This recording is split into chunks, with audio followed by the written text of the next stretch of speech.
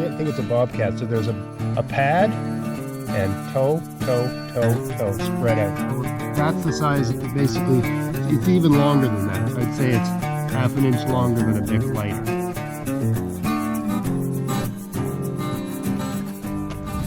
Some really strange tracks here. I don't know how obvious this is, and how well is this coming across on camera.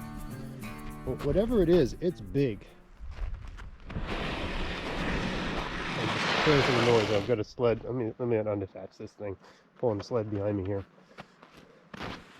But whatever it is, it's big enough. I mean, I'm 215 pounds, and I'm standing on this.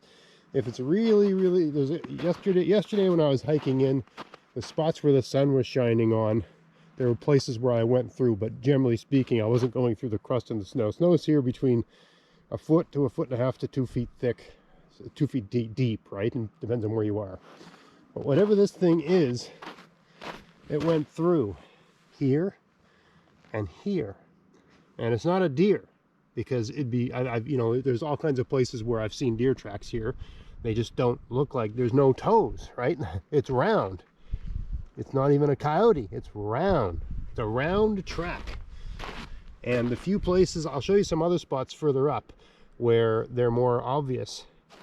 They went through again here. I mean, look at the size of that hole, right? I mean, some of this is probably melted out with time, but I mean, the thing was big enough and heavy enough to make a hole like that. And the tracks where you can see them on their snow, they're, at least to my mind, they don't look a thing like coyote tracks, right? Definitely not a deer, and definitely not a coyote, because it's round, right? A coyote doesn't make a track like that. If this thing was here, whatever it was, I'm not going to say it's an eastern cougar, but it's suspicious, to say the least. And there's been times I've been out here in the winter and seen these sort of big tracks that don't really fit into anything I'm aware of. Strange. I think there's some more. I saw some more tracks when I was coming in the other day, so I'm going to keep my eye open. If I can see a really good one in the snow, I'll turn the camera on again. All right, here's one of those tracks. And I mean, this is just right over there by my sled is a spot where whatever the thing is went through the crust, right? And this is why I can't think it's a bobcat. So there's a pad and toe spread out. Okay, so I mean, one could say that's a bobcat. I suppose it's an awfully big track for a bobcat. I mean, that is. Let's see if I got a Bic lighter here. So that's the size. Basically, it's even longer than that. I'd say it's half an inch longer than a Bic lighter. Okay, and about a Bic lighter wide. Okay, and I've seen bobcat tracks on this trail, and they're more narrow, right? They're like, I'd say they come to like where my thumb is on a Bic lighter at the biggest, right? And they're like, these are kind of round.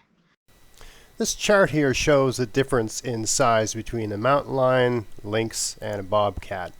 And clearly these are not bobcat tracks. I mean, they're rarely bigger than 2 inches in diameter or width. So you might say maybe it's a lynx, but the lynx are sort of known to be extinct in mainland Nova Scotia. Also, the weight of a lynx, I mean, they weigh like, I don't know, they just don't weigh enough to go through that crust. You saw me standing on it, right? And nothing, there's very few tracks going through the crust. The only things I saw going through it on the whole 4-kilometer hike in were deer, right? Big, heavy deer on those little hooves, right? So I just, number one, lynx are supposed to be extinct in mainland Nova Scotia. Number two, I just couldn't see a lynx going through. And number three, the front pads were just so much bigger than what you'd expect to see on a lynx, right? Lynx look big, but they're all fur. They're really not heavy at all. The tracks are too far apart for the, I mean, look at the stride. There's a step, and then about almost 2 feet, there's the next step right there.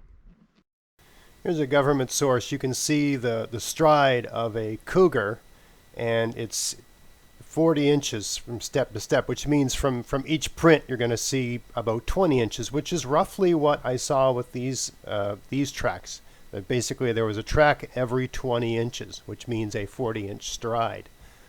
So, I mean, and lynx will not have a stride like that, right? They're just not that big.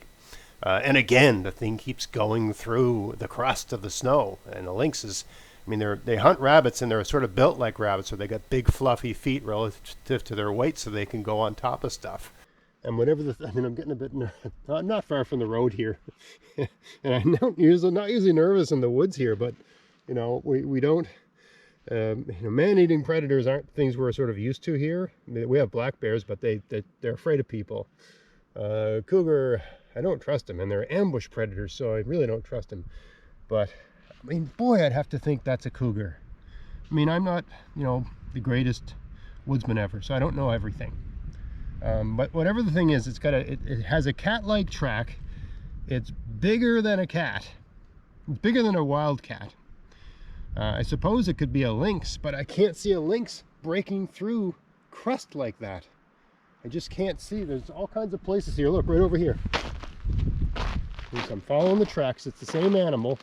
It's not a deer. It's not a coyote. It's just spread out too much to be a coyote. This doesn't look right at all. Went through there.